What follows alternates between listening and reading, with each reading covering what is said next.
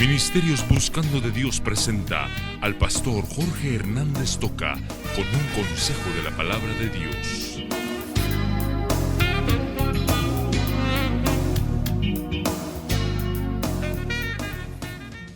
Muy bien, vamos a entrar a la palabra, hermanos.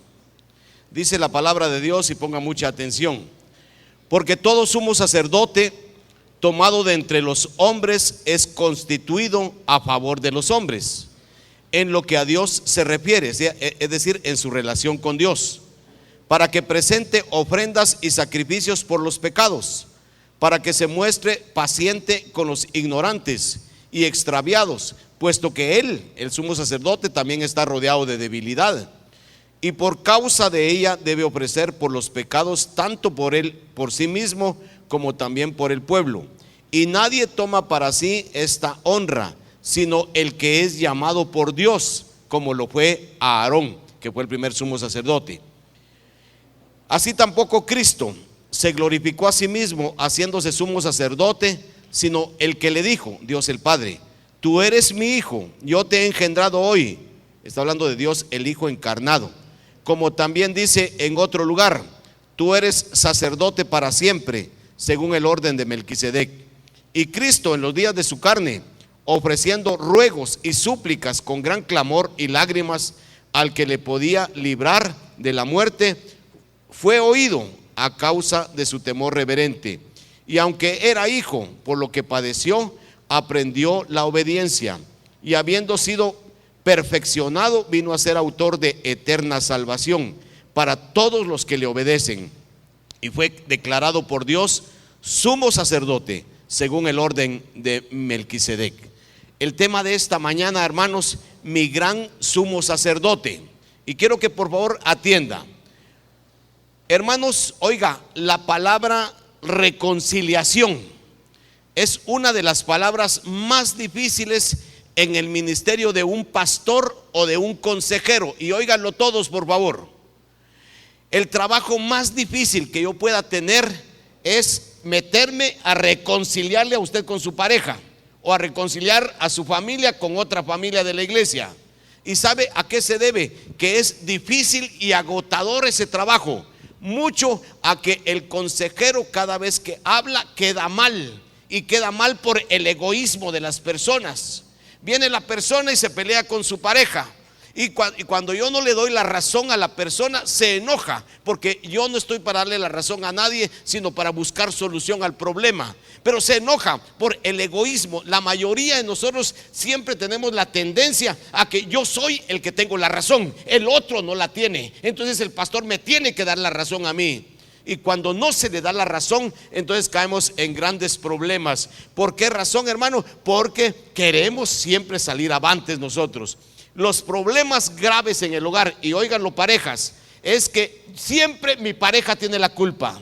Si yo llegara a reconocer en un momento: yo fallé, yo fui el que inicié, yo fui el que propicié el problema, yo soy, perdóname, se resolverían los problemas. Pero el egoísmo no nos deja resolver los problemas, y cuando viene el consejero o el intermediario, se vuelve un problema grave, porque me enojo con el intermediario. ¿Por qué razón? Porque no me dio a mí la razón. Le voy a contar una historia, y usted conoce a su pastor, y yo no vengo a jactarme ni a lucirme de nada aquí, pero le cuento una historia. Yo no soy ningún predicador internacional, gracias a Dios, solo ustedes me aceptan por lo menos. Pero en una ocasión, hace muchos años, me llevaron a Villahermosa, México, y me llevaron no como predicador, sino como asistente, como ayudante. Pero estando allá, había tanta solicitud que me dieron 2 mensajes para que yo predicara. Y fui a predicar a una iglesia. Me recuerdo que era gigante la iglesia, y estaba en el 3er nivel. Abajo en el primero había un montón de servidores por todos lados y servidoras, en el segundo igual, pero habían bocinitas en todas las paredes, y los servidores estaban atendiendo y estaban escuchando el mensaje. Principié a predicar. Cuando entró uno de los pastores, ya estaba yo predicando, y principió a ver que toda la gente estaba llorando. Dijo: ¿qué pasó aquí? Subió al 2er nivel, toda la gente llorando. Dijo: aquí pasó una tragedia. Y subió, y estaba yo predicando, y la bendición era que la palabra estaba quebrantando a la gente. Entonces eso me abrió la puerta, y me pidieron que predicara al día siguiente. Aquí viene la bendición. Al día siguiente ya sabían que yo iba a predicar, ya Dios me había utilizado, y una pareja que estaban para ir con el abogado solo para firmar, porque ya se había hecho todo el arreglo para divorciarse. Les dijeron, ¿por qué no antes de ir a firmar solo vayan por curiosidad a escuchar al guatemalteco que está predicando, y después le vamos a pedir una cita para que hable con ustedes? Dios fue tan bueno, hermanos, y le doy la gloria, que prediqué la palabra, y que cuando hablé con ellos, después de hablar con ellos, ahí conmigo se reconciliaron y fueron a decirle al abogado que anulara el acta de divorcio. Yo venía feliz y dándole la gloria a Dios. ¿Por qué? Porque el trabajo de reconciliación, quiero que lo guarde, reconciliación es bien difícil. A mí no me gusta reconciliarme porque siempre tengo que reconocer mis faltas. Reconciliación. Ahora le pregunto, ¿por qué necesito yo un sumo sacerdote? Ya se hizo alguna vez la pregunta. Hoy vamos a hablar del sumo sacerdote. ¿Para qué necesita usted sumo sacerdote? Necesitamos, hermanos. ¿De qué sirve un sumo sacerdote? Y yo quiero explicarle varias cositas para que valoremos a Jesucristo como nuestro sumo sacerdote. Primero, toquemos al hombre y presentemos al hombre por unos instantes. Dios hizo al hombre sin pecado.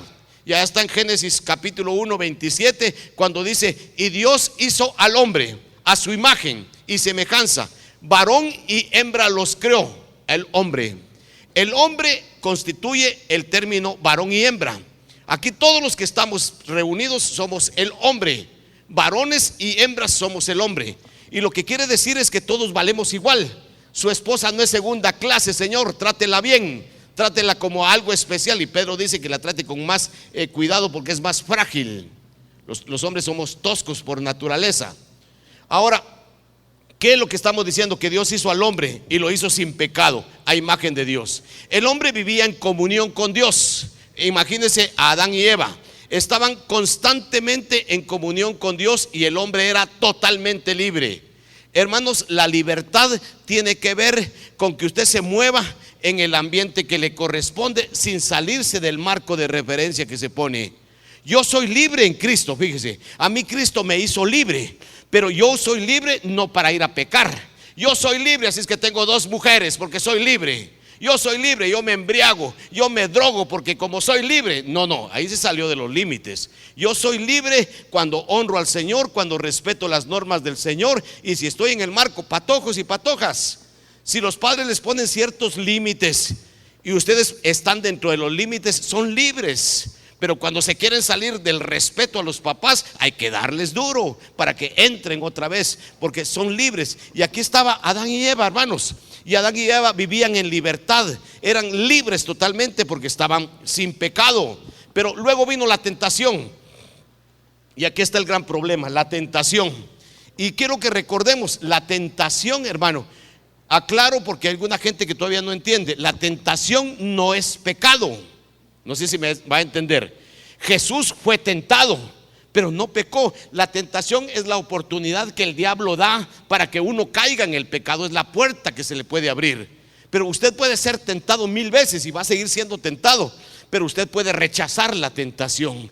Yo tengo la tentación a caer en el alcohol donde yo estaba antes, y ahí estoy con la lucha. Hay algo que me inquieta, hay algo, pero yo en el nombre de Cristo me fortalezco y rechazo la tentación y no me junto con amigos borrachos porque me van a hacer fracasar. La tentación acosó a Adán y Eva, y cuando llegó la tentación, el hombre fracasó, cayó a la tentación y pecaron contra Dios por su desobediencia de no comerse el fruto de un árbol que el Señor no quería. El hombre pecó. Ahora fíjese esto: el hombre que era santo, que tenía comunión con Dios porque estaba sin pecado, ahora el hombre cayó en la tentación y pecó. Y el pecado manchó su corazón, manchó su vida. El pecado se puso como un obstáculo en la relación entre el Dios santo y el hombre que ahora es pecador. Y entonces esa relación está lastimada, está rota. Y viene Dios y principia a buscar al hombre como siempre lo hace. Y en Génesis 3:10 usted encuentra que el hombre le dice: oí tu voz en el huerto y me escondí. Tuve miedo porque estaba desnudo y me escondí. ¿Quién te enseñó que estabas desnudo? Es que la conciencia ya lo acusaba de que estaba mal con Dios por su desobediencia. Aquí les presento al hombre. El hombre hecho perfecto por Dios, ahora el hombre manchada su relación con Dios, manchada la imagen de Dios, y la relación con Dios es difícil. Dios no puede estar en comunión con el hombre que está manchado con el pecado, no puede. Cuando ustedes oigan, porque ya viene Semana Santa y tenemos que recordar con gratitud todo ello. Cuando Jesús estuvo crucificado, varias expresiones dijo, pero una de las más fuertes es: Padre, ¿por qué me has desamparado?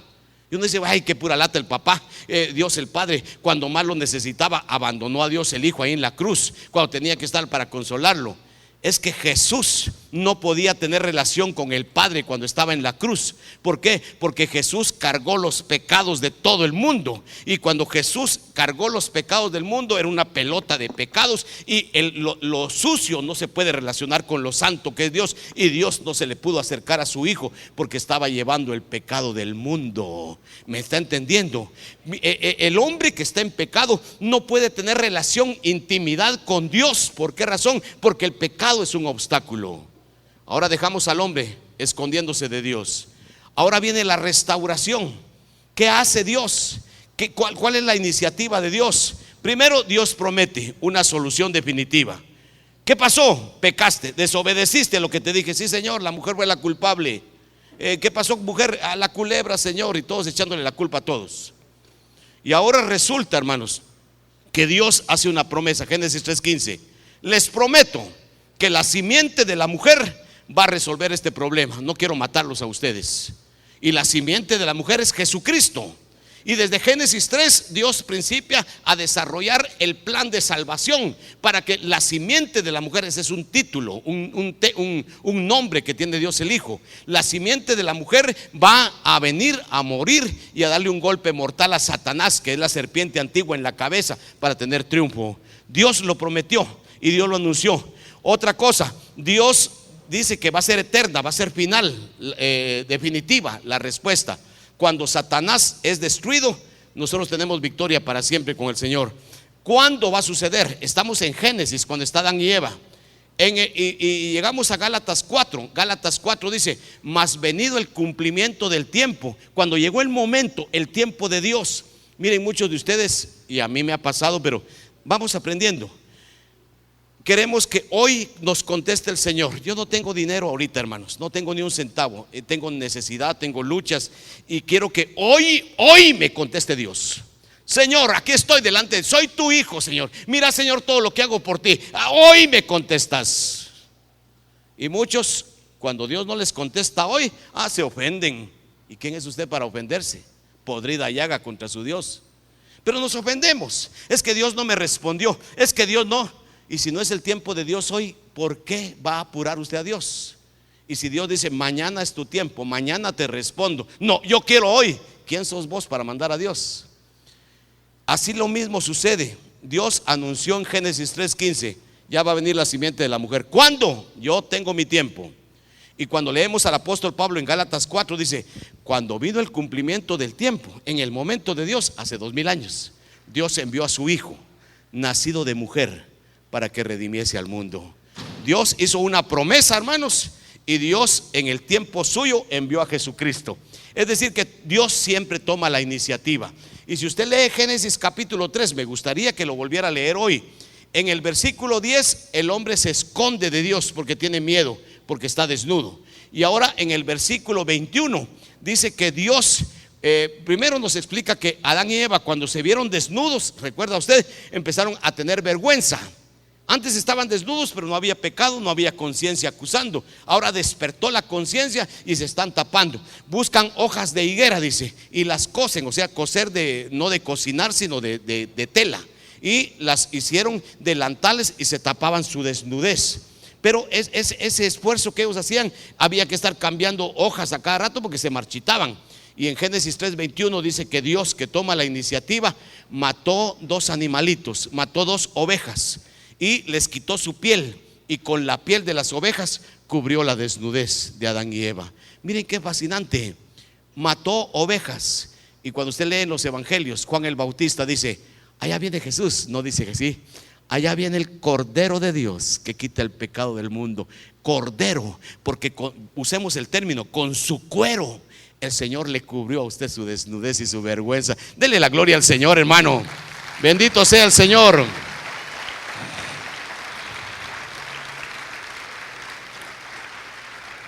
Ahora ya les presenté uno, al hombre hecho por Dios y manchado. Dios no puede tener lugar con comunión con él porque está manchado y Dios no se le puede acercar al pecado. Ahora viene la restauración, Dios haciendo el plan de restauración. Pero ¿cómo lo hace Dios? Dios establece un intermediario, y aquí es donde venía a compartir. Dios establece un intermediario, y a ese intermediario se le va a llamar sumo sacerdote.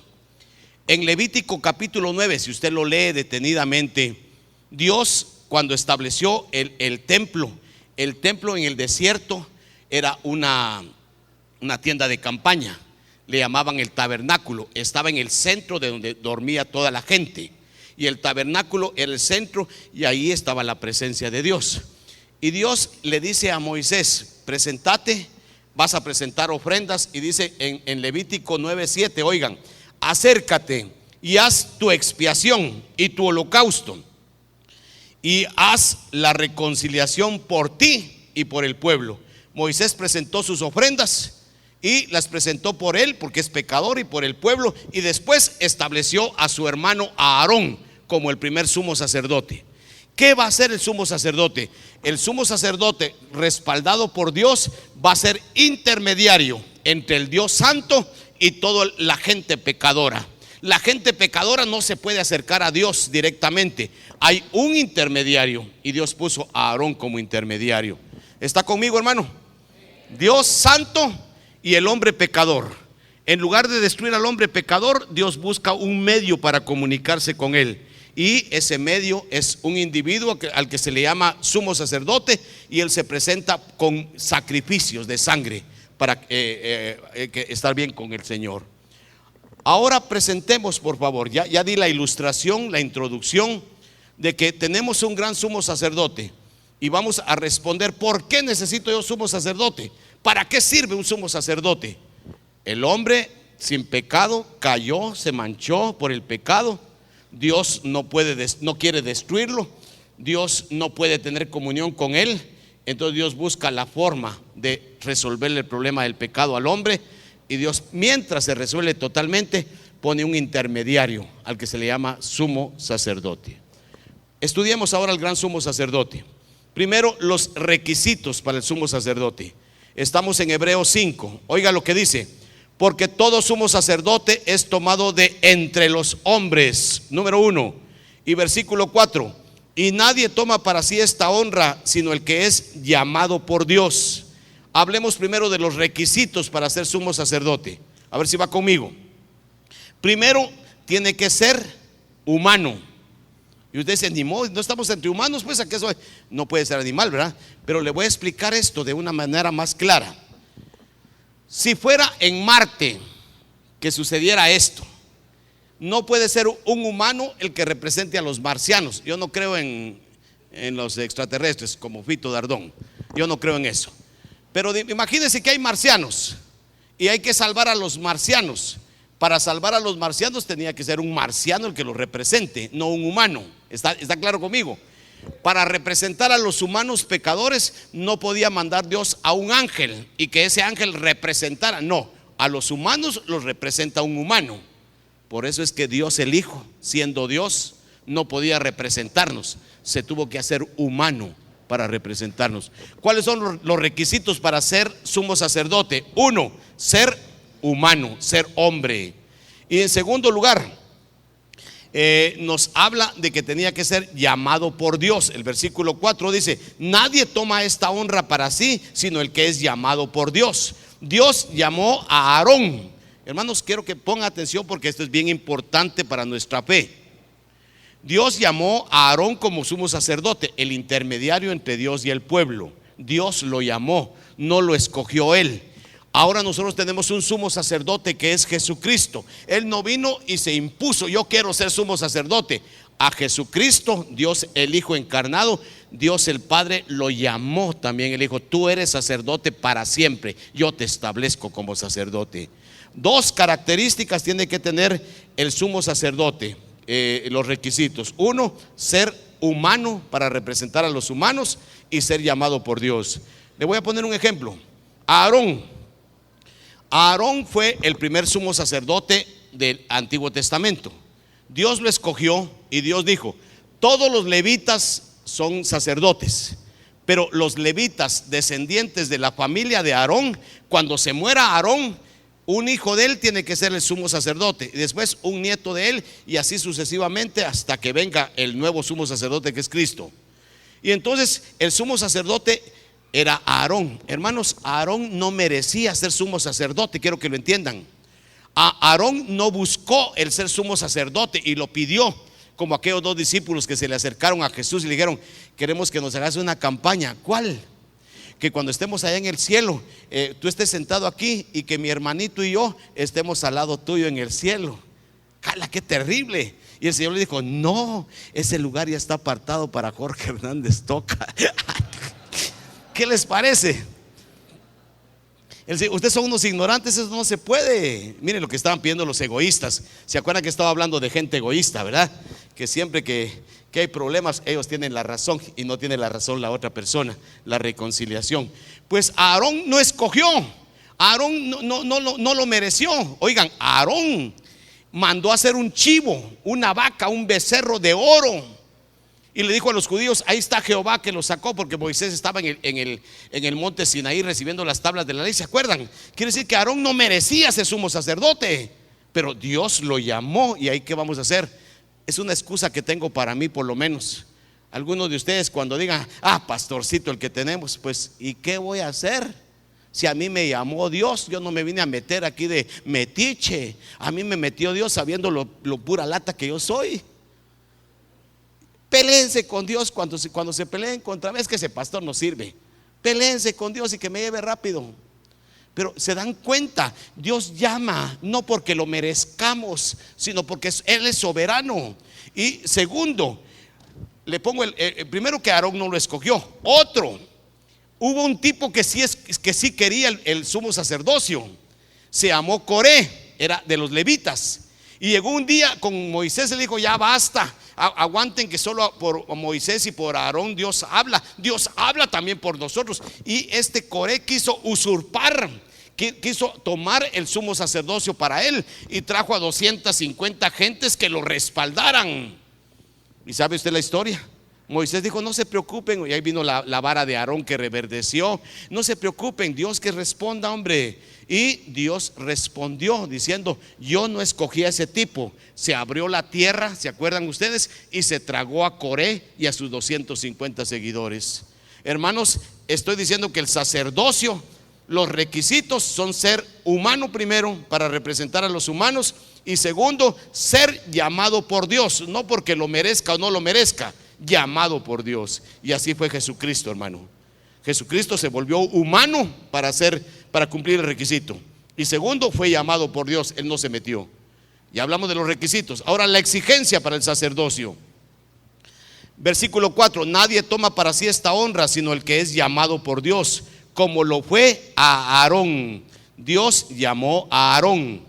Y una de las cosas que quiero decirles, hermano, la exigencia para el sacerdocio se la dejo en dos palabras: representación y presentación.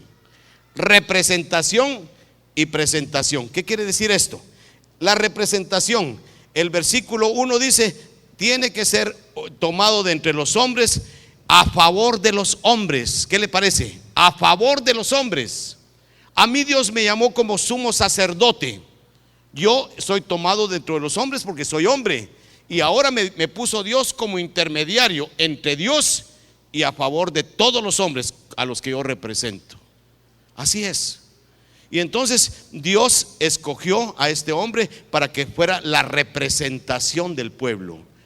Aarón representaba al pueblo que estaba allá afuera del templo, y él entraba al lugar santísimo a representar a la gente.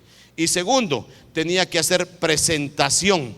Pero este hombre, en su representación, miren lo que dice el verso 2: tiene que ser paciente con los ignorantes y extraviados, pues él también está rodeado de debilidad. el sumo sacerdote que estaba aquí, intermediario entre Dios y el pueblo, tenía que ser paciente con la gente, porque la gente es frágil, es pecadora. Eso es lo que a veces hacemos en la iglesia, tenerle paciencia a usted con sus luchas, con sus pecados, con sus malacrianzas, con que luego se enoja, que si en esto consiste me voy, y cuántas cosas hay que aguantarles, porque son personas con fragilidades, y yo también soy persona con fragilidad. Tiene que tener paciencia con los extraviados, porque también él es pecador, dice la palabra de Dios. Pero ahora la representación, miren el verso 3: y por causa de ella debe ofrecer sacrificio por los pecados, tanto por sí mismo como también por el pueblo. ¿Cuál es la exigencia para el sumo sacerdocio?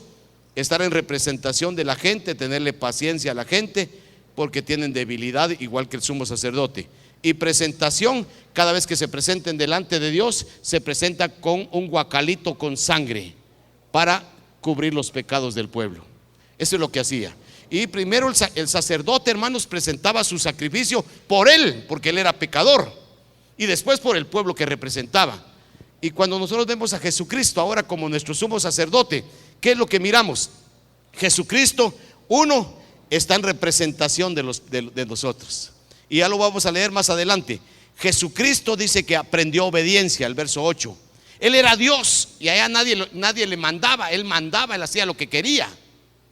Y ahora se viene a esta tierra y toma cuerpo humano, y ahora tiene que aprender a obedecer a Dios el Padre, porque él está limitado en esta tierra. Aprendió obediencia.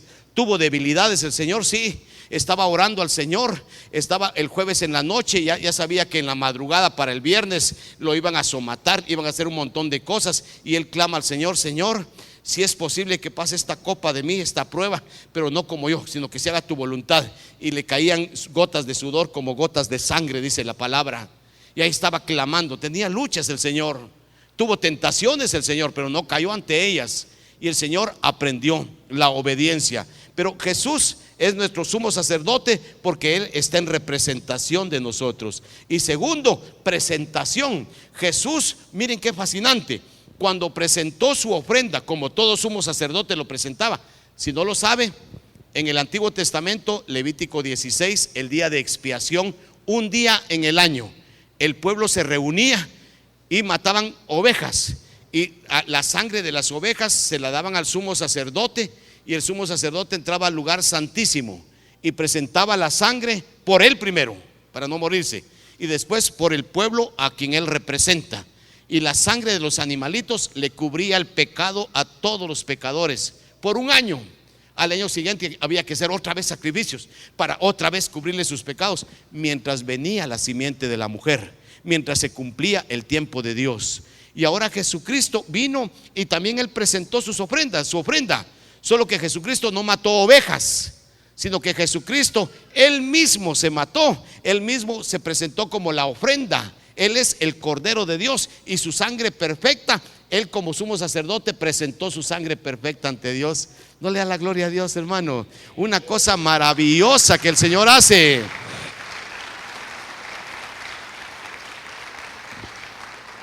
Mi gran sumo sacerdote, los requisitos: ser humano y ser llamado por Dios. La exigencia del sacerdocio: representación del pueblo y presentación de sacrificios de sangre. Ahora, la diferencia del sacerdocio, la diferencia está en el versículo 4 al 6. Nadie toma para sí esta honra de ser sumo sacerdote, sino cuando Dios lo llama, así como fue Aarón con los levitas. Así tampoco Cristo, versículo 5, se glorificó, o sea, tomó este puesto así porque Él quiso, haciéndose sumo sacerdote, sino porque alguien le dijo, y ese Dios el Padre: tú eres mi hijo, yo te he engendrado hoy. Como también dice en otro lugar: tú eres sacerdote para siempre, según el orden de Melquisedec. Aarón, hermanos, era de la tribu de Leví. A ver si va conmigo, Antiguo Testamento. Aarón fue el primer sumo sacerdote de los israelitas, era de la tribu de Leví, y su hijo y sus sucesores fueron los sumos sacerdotes del pueblo de Israel en todo el Antiguo Testamento. Ahora, el sacerdote tenía que presentar sacrificio de sangre, ya lo leímos. Primero por él, que era pecador, y segundo por los que él representaba. Magnífico. tenía que presentar los sacrificios. Ahora, ¿dónde? Míreme esto. ¿Dónde presentaba los sacrificios? Tenía que haber un lugar donde presentarlos. Ese lugar se llamaba el tabernáculo, la tienda de campaña, o más adelante cuando construyeron el templo de Jerusalén. Entonces el sumo sacerdote llegaba hasta el lugar santísimo con su guacal de sangre, y el lugar donde presentaba las ofrendas era el lugar santísimo en el templo. Ese era su lugar. Ahora miremos a Jesucristo. Mire lo fascinante. Jesucristo llena todos los requisitos, pero óigame, si va conmigo me va a entender. Jesucristo no es levita, y Dios estableció que el sumo sacerdote del Antiguo Testamento tenía que ser levita, descendiente de Aarón. Jesús no cumple ese requisito. Entonces Jesús no podía entrar al templo de Jerusalén y presentar un sacrificio, porque hay levitas, y los levitas son los encargados de eso. Jesús no puede entrar. Oiga esto. Ahora, ¿qué pasó? Viene Dios y dice: así como yo establecí el sacerdocio de los levitas en el Antiguo Testamento, ahora yo decido establecer un nuevo sumo sacerdocio, no según los levitas, sino según el orden de Melquisedec. Esa es la historia tremenda de un hombre que no tuvo principio ni fin en el registro de la Biblia, y que Dios presenta a Jesús como el que no tiene fin, ni principio ni fin. No va a tener un sucesor Jesús. Cuando Jesús se muera, ¿quién va a ser sumo sacerdote? Jesús es eterno, no tenemos que cambiar sumo sacerdote. Ahora hay un nuevo orden de sacerdocio. Yo no vivo en el sacerdocio de los levitas, hermano, de los judíos, porque ese ya se acabó. Yo vivo en el sacerdocio de Melquisedec, que es Jesucristo. Y ahí están los versículos 5, 6 y 10 que hablan de eso. Jesús no presenta ofrendas por él mismo, porque él no tiene pecado. Él presenta ofrendas solo por los que representa, por los que le hemos recibido como Salvador. Otra cosa, él no puede presentar su sacrificio en el templo. ¿Dónde presentó el sacrificio? Entonces, hermanos, oiga por favor, quiero que lea en el capítulo 4, estamos en el 5, 4:15, ahí está pegadito. Porque no tenemos un sumo sacerdote que no pueda compadecerse de nuestras debilidades, sino uno que fue tentado en todo según nuestra semejanza, pero sin pecado. Acerquémonos pues confiadamente al trono de la gracia para alcanzar misericordia y hallar gracia para el oportuno socorro. Aquí está el Señor que no presentó ofrendas por él, porque él no era sin pecado. Ahora llegamos al capítulo 9, versículos 12 al 26, y dice: él se presentó, y no por sangre de machos cabríos ni de becerros, sino con su propia o por su propia sangre, entró una vez para siempre en el lugar santísimo, habiendo obtenido eterna redención. Verso 26 del capítulo 9. De otra manera, hubiera sido necesario padecer muchas veces desde el principio del mundo, pero ahora en la consumación de los siglos se presentó una vez para siempre por el sacrificio de sí mismo, para quitar de en medio el pecado. El sacrificio de Jesucristo, la presentación como sumo sacerdote, fue una sola vez, y con eso él quitó el pecado para que nosotros podamos entrar. Hermanos, el lugar de ministración es el cielo, y está en el capítulo 9, versículo 24. Dice: porque no entró Cristo en el santuario hecho de mano allá en Jerusalén, que es figura, que es una foto del verdadero tabernáculo, el verdadero templo, sino que Jesús entró en el cielo mismo para presentarse ahora por nosotros ante Dios. Quiero que mire bien lo lindo, porque ahorita voy a terminar, y quiero que valore a Jesucristo como nuestro sumo sacerdote. Jesús, como no era levita, no pudo entrar al templo de Jerusalén a presentar su sangre a Dios. Los levitas lo hacían con sangre de animalitos. Ahora Jesús, cuando murió, él era la oveja, él agarró su sangre, y él era el sumo sacerdote, presentó la sangre. ¿Dónde? En el verdadero templo. El templo de Jerusalén, que ahorita no está construido, está botado. El templo de Jerusalén, hermanos, era una copia, una figura. Dios le dijo a Moisés: ya te mostré el verdadero templo, hace uno igualito aquí en la tierra, una copia, y aquí los levitas van a presentarlo. Pero Jesús no entró en la copia. Jesús entró en el verdadero tabernáculo, el verdadero templo es en el cielo. Entonces cuando Jesús entró al cielo, ¿qué fue lo que hizo? Abrió la puerta. Aquí está la sangre, y mi sangre es por todos los pecadores. Pero como la sangre de Jesús es perfecta, no es de animalitos, no hay que matarlo varias veces, una vez y para siempre. Y ahora usted y yo, ¿qué somos, hermano? Usted y yo somos sacerdotes y reyes, dice Pedro. Apocalipsis dice, somos reyes y sacerdotes. Y usted dice, sacerdote, ¿y a mí qué me importa ser sacerdote? Con que sea salvo está suficiente. Usted es sacerdote. ¿Sabe qué significa eso? Que Jesús abrió el camino como sumo sacerdote, y usted como sacerdote puede entrar directamente a Dios. Antes, en mi religión pasada, yo cometía un montón de pecados y me acercaba a un hombre como la Chabela de los programas. La Chabela, nunca han visto a la Chabela, con Jorge Falcón. Y se presentaba, y después de darle sus leñazos con la Biblia, le absolvía y le decía que fuera a decir tal. Así me hacían a mí. Qué absurdo. Yo, hermanos, soy sacerdote, no necesito otro sacerdote.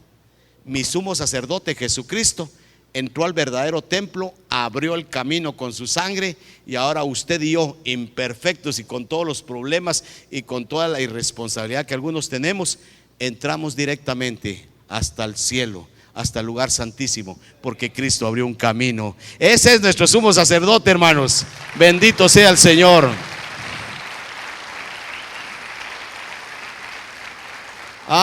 Cuando uno mira todo eso, porque la pregunta era, ¿para qué me sirve a mí un sumo sacerdote?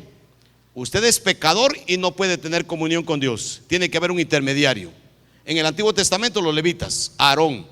En el Nuevo Testamento viene Jesús, pero Jesús no se queda solamente ahí ofreciendo sangre cada año. Él una vez y suficiente, y se quedó abierto el camino. Ahora entramos directamente. Hermanos, Jesús era humano con luchas. El verso 7 de Hebreos 5 dice, y Cristo en los días de su carne, ofreciendo ruegos y súplicas con gran clamor y lágrimas. Ya vieron, Jesús sufrió. Hay gente que dice, Jesús en la cruz del Calvario, él pegaba de gritos, pero a él no le dolió. Como era Dios, no le dolió. Aquí dice que lloraba, que clamaba, que tenía lágrimas, y le clamó a Dios el Padre, el que le podía librar de la muerte, y fue oído a causa de su temor reverente. Dios le escuchó, pero lo hizo pasar por el sacrificio. Y aunque era hijo, versículo 8, aprendió la obediencia. Siendo hijo, aprendió a obedecer. Y miren con su muerte y resurrección lo que logró, versículo 9. Y habiendo sido perfeccionado. ¿Cuándo fue perfeccionado Jesús como humano, como Dios hombre? Cuando resucitó y recibió un cuerpo de gloria, fue perfeccionado. Usted y yo somos imperfectos en este momento, pero tenemos a Cristo. Cuando Cristo venga, si usted se muere, muérase. El Señor lo va a resucitar. Y si estamos vivos, nos va a cambiar. Y cuando tengamos ese cuerpo glorificado igual que el de Cristo, seremos perfectos para siempre. Jesús logró la perfección, resucitó y con su cuerpo glorificado logró la perfección. Y es autor, oiga, de eterna salvación para los que le obedecen, para los que le reciben como Salvador. Y es declarado Hijo de Dios y sumo sacerdote para siempre, según el orden de Melquisedec. Hermanos, logró el Señor eterna salvación para nosotros. Él es nuestro sumo sacerdote, intercede en el cielo, pero usted tiene camino abierto para entrar al cielo, porque usted es sacerdote del Señor. ¿Qué obtenemos, hermano? Romanos 5 dice, justificados pues por la fe. Usted es declarado justo. Ya usted no se esconde de Dios como Adán, porque usted y yo somos justos, somos sin pecado delante de Dios, y por esa razón es que tenemos paz para con Dios. Adán y Eva, cuando pecaron, se pusieron en guerra contra Dios. El pecado se interpuso. Viene Jesucristo, nuestro sumo sacerdote, quita el pecado, y ahora usted y yo estamos en paz con Dios. No le debemos nada a Dios, porque ya Jesús lo pagó todo. Esa es una bendición. Está en el cielo intercediendo por nosotros, nuestro sumo sacerdote. Y ahora nosotros como sumos sacerdotes, significa que tenemos entrada libre al cielo. Hermano, si no me entendió todo, entiendo por qué hoy no se manifestó, o si no me entendió todo, me pregunta al final. Pero una de las cosas más bellas que nos ha pasado es que Jesús haya sido nuestro intermediario y el que resolvió para siempre el problema de pecado. Bendito sea Jesús como nuestro sumo sacerdote, hermano. Bendito sea Dios. Incline su cabeza y yo quiero que en esta mañana usted le dé gracias al Señor. Dele la honra y la gloria. Recuerde que usted es una persona como humano, pecador, desnudo, escondiendo su desnudez delante de Dios. Y el Señor, en lugar de destruirle a usted, en lugar de aniquilarlo para que se resolviera el problema, Él principió a buscar la solución.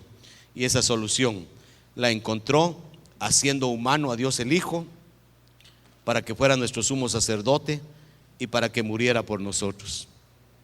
Dele gracias al Señor, hermano. Dele gracias al Señor.